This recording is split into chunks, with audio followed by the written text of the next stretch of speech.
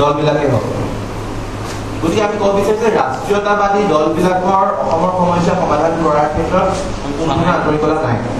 কিন্তু যি দলে নহওক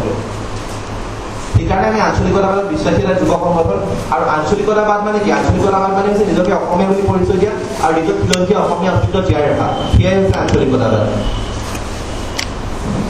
আৰু আমি তেনেধৰণৰ আঞ্চলিকতাবাদতে আমি বিশ্বাসী আঞ্চলিকতাবাদ মানে কোনো দল সংগঠন নহয় আঞ্চলিকতাবাদটো এটা আদৰ্শ আঞ্চলিকতাবাদটো এটা চিন্তা বা আমি প্ৰিন্সিপাল বুলি ক'ব পাৰোঁ গতিকে অসম যুৱ সংঘৰ আঞ্চলিকতাবাদত বিশ্বাসী যুৱ সংগঠন আৰু আমি এটা সামাজিক সংগঠন হিচাপে অসমৰ আটাইবোৰ জাতীয় সমস্যা তদন্ত সমস্যা সমাধান কৰাৰ ক্ষেত্ৰত চৰকাৰৰ গণতান্ত্ৰিক উপায়েৰে আমি চেষ্টা কৰিবলৈ বদ্ধপৰিকৰ গতিকে আমি গোটেইখিনি কথা ইয়াতে উল্লেখ কৰিছোঁ ছয়জনমুখী জনজাতিকৰণৰ কথাও তেওঁলোকে কৈছিলে আজিলৈকে কৰিব নোৱাৰিলে অসমৰ আন্তঃৰাজ্যিক আৰু আন্তঃৰাষ্ট্ৰীয় সীমা সমস্যাৰ স্থায়ী আৰু গ্ৰহণযোগ্য সমাধানৰ কথা তেওঁলোকে প্ৰতিশ্ৰুতি দিছিলে কৰিব নোৱাৰিলে বাংলাদেশৰ দখলত থকা অসমৰ মাটি উদ্ধাৰ কৰাৰ কথা তেওঁলোকে কৈছিলে 2004 চনৰ পিছতে কিন্তু ওলোটা আমি দেখিবলৈ পালোঁ যে তেওঁলোকে এনেকুৱা এটা বিতৰ্কত সোমাই পৰিলে য'ত আমি গম পালোঁ যে তেওঁলোকে বাংলাদেশলৈ গৈ পেলাই প্ৰধানমন্ত্ৰী আৰু মুখ্যমন্ত্ৰী বাংলাদেশলৈ গৈ পেলাই অসমৰ মাটি বাংলাদেশত ভৰাই থৈ আহিছে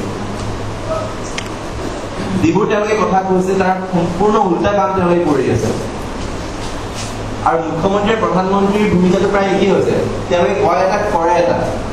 আৰু ইউনিটিৰ মাজত কোনো ধৰণৰ মিল নাথাকে গতিকে যি খুব দুৰ্ভাগ্যজনক হৈছে খুব গৰিহণাযোগ্য হৈছে আৰু আমি অসম যুৱ সংঘে এনেধৰণৰ মানসিকতাক আমি তীব্ৰ ভাষাৰে গৰিহণা দিছোঁ আজি তেওঁলোকে প্ৰতিবাদী সত্তাটোক ধ্বংস কৰিবলৈ চেষ্টা কৰি আছে তেওঁলোকে ক্ৰিটিচাইজ কৰিবলৈ চেষ্টা কৰি আছে বিভিন্ন কংগ্ৰেছ দলৰ নিজা নিজা সংবাদ মাধ্যম আছে তেওঁলোকে সেই প্ৰতিবাদী সত্তাটোৰ বিৰুদ্ধেও তেওঁলোকে কিছুমান কথা কৈছে কিন্তু এটা কথা আমি ক'ব বিচাৰিছোঁ যে তোমালোকে যদি প্ৰতিবাদ কৰিব নিবিচাৰা বা প্ৰতিবাদী সত্তাটো তোমালোকে চাপোৰ্ট নকৰাই তোমালোকে যোনজন অপজিশ্যনত আছে তাতে তোমালোকে প্ৰতিবাদ কৰা কিয় চৰকাৰৰ বিৰুদ্ধে